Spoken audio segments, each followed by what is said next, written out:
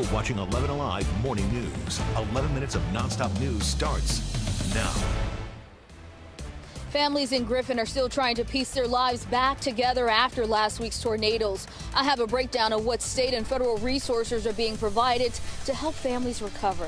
For the first time, we are hearing from loved ones reflecting on the death of UGA player Devin Willock. Hear how a close friend is remembering him this morning. Well, we're looking at that wet weather coming down, folks. It's going to be with us as we head through the afternoon, and then more rain will come to us for Wednesday and Thursday. We'll have the details for you coming up. Breaking news in Atlanta. Take a look at this picture. 10-year-old Mario Boyd has been missing now for more than 5 hours. Police say he ran off when his aunt took him to Children's Hospital of Atlanta for treatment. They were at the Hughes Spalding location right next to Grady. He has mental health issues and was last seen wearing a black shirt, blue jeans, and no shoes. Call police if you see him. Developing now, President Biden has approved Governor Brian Kemp's request for a major disaster declaration. This means there will be federal money coming in for Spalding, Butts, Henry, Jasper, Meriwether, Newton, and Troup counties to clean up after Thursday's devastating round of tornadoes and storms. People all over Metro Atlanta and North Georgia still trying to recover this morning, but it is going to be a long road. No doubt. So much work to do. Ariana Maniz has a closer look at what's being done this morning to help.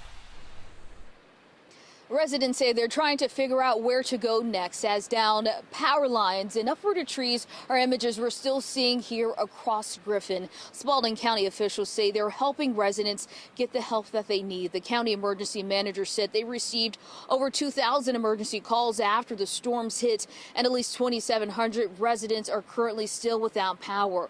Meanwhile, as cleanup efforts continue, residents are now left to figure out what's next after their homes were destroyed. We spoke to one woman who says that her family is split up after their home was destroyed and they're left even without a car. Now, county officials say they will continue to update residents daily as the recovery efforts continue. Back to you. Ariana, thank you. Speaking with your 11 minutes of nonstop news, we are following up on some other big headlines related to those storms. We have learned that Jasper County schools will stay closed today, while Griffin Spalding County schools canceled classes for both today and Wednesday. UGA's Griffin campus is closed as crews clear fallen trees around the school. The university is sharing these pictures of the damage to its research and education garden. UGA plans to update students today if campus will be closed tomorrow. The Red Cross has opened up the Locust Grove Recreation Center to storm victims. That is on Cleveland Street in Henry County. The storm had a huge impact in the area. You are looking at video of that damage in McDonough Square. The Red Cross has showers, washers and dryers, and Wi-Fi. FEMA and the Spalding County Animal Shelter is giving pet owners a place to take their animals temporarily while they recover from the storms. So far, the shelter's taken in 17 dogs and a cat. They have room for more. You can drop your pets off. The shelter's also looking for volunteers to help pick animals up. We have more information on 11alive.com. Devin Willock is being remembered by his family and friends. They say they still can't believe the UGA player died over the weekend in a crash along with a staff member. Molly Oak has more.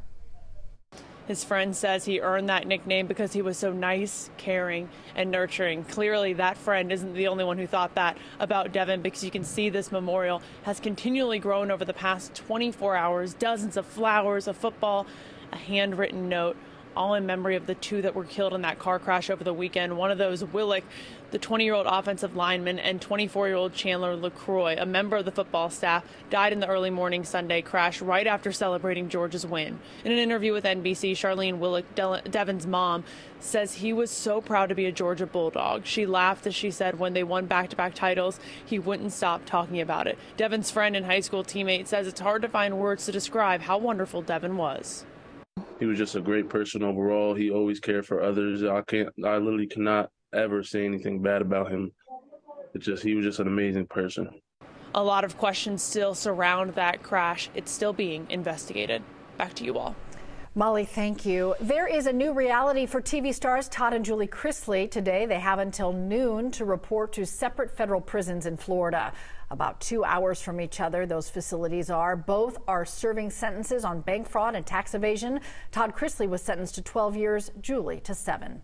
Georgia's General Assembly is getting ready to start working on the state budget this week, and this morning we're going to get a closer look at the priorities Governor Kemp has laid out for lawmakers. They include $1 billion to send out another round of state income tax refunds starting at $250, and more than $1 billion for a one-time property tax relief grant. Schools, another big priority. The governor wants to invest a $2,000 raise for teachers, put $115 million towards safety grants for K-12 schools, and increase funding for counselors to help them address students' emotional and mental health. Altogether, the budget plan tops $32 billion. New for you this morning, it's a new year for the often unpredictable housing market. Last year was a wild ride. Now Jerry Carnes is breaking down what buyers and sellers should expect in 2023. The housing market is cooling. After climbing more than 40% over a 2-year span, prices are settling down. 2023 should be slightly easier for anyone looking to buy a home. We're not seeing 15 offers on one home at this point in time. We're starting to see prices come down a little bit in certain markets. The National Association of Realtors is forecasting a 6.8% decline in the number of homes sold in the U.S. in the coming year, with the median price somewhere around $385,000. Experts say while 2023 should be better for home buyers, don't expect prices to go back to pre-pandemic levels quickly. I wouldn't say it's necessarily a buyer's market yet. What I would say is it's a pretty even market between buyer and seller. The National Association of Realtors projects that demand for housing in Atlanta will continue to outpace supply, and prices could climb 5% or more here. The association lists several factors that will impact the housing market here that includes strong job growth, population growth, and a high number of renters who can afford to buy a home. Another factor is the interest rate. According to the Federal Home Loan Mortgage Corporation, the current 30-year fixed rate is now 6.33%, which is down slightly from last fall, but up considerably from the 3.45% from a year ago. All right, if you're going out at noon, know that there will be some wet weather around. We'll have a few scattered showers left over, some lingering showers. 57 degrees will be your temperature by then. On our way to 64 for an afternoon high. By 4 o'clock, we'll have the clouds in place. It will be mild for us. Driving home, I think it will be dry. Cloudy skies, 59 degrees will be your temperature by 6. All right, guys, we hope you stay weather aware out there today and stay dry. All right, we hand it off to the Today Show and look forward to seeing you back here tomorrow morning. Have a great day, everybody.